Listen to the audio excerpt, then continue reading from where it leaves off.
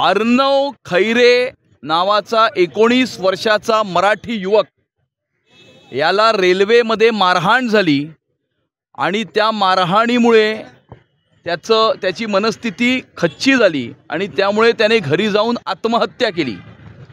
कुठेतरी भाषा प्रांत याच्या आधारावरती समाजामध्ये तेढ निर्माण करण्याचं राजकारण काही राजकीय व्यक्ती आणि काही राजकीय पक्ष करत आहेत।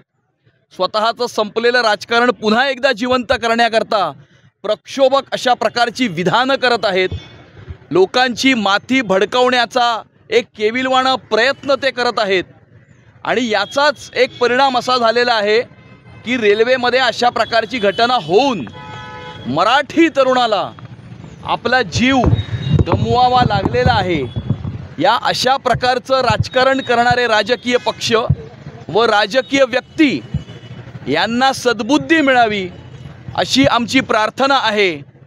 आणि आज या ठिकाणी जे एक मराठी गीत आहे, माणसानी माणसाशी माणसासम वागणे हीच आमचे मागणे हीच आमची प्रार्थना। भाषा प्रांत याचा भेद विसरून सर्वांनी एकत्रितपणे राहणे, एकत्रितपणे माणसाने माणसाशी माणसासम वागणे हे मराठीतलं गीत, मराठीचा कैवार घेणारे काही लोक यांनी हे गीत ऐकावं, या गीताचा अभ्यास करावा आणि या गीतापासून काहीतरी शिकावं।